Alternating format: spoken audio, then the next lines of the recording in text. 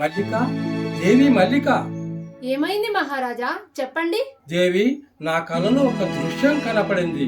మన రాజ్యములో వెలిసిన గౌరీ మహాదేవి ఆలయ అమ్మవారు దర్శనమిచ్చి నన్ను వేడుకొని యజ్ఞ యాగాదులు చెయ్యమని అమ్మవారు చెప్పి అదృశ్యమైనది.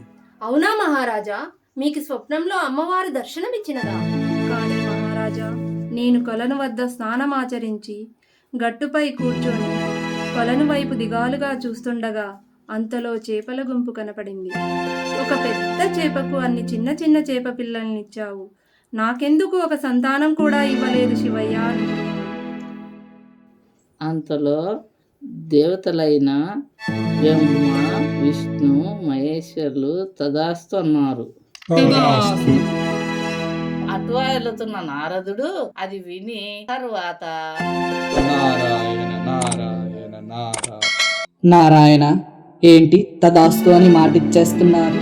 వారిరువురికి మానవ సంతాన యోగమే లేదు కదా, మరి మీరెలా మాటిస్తున్నారు శ్రీనివాస?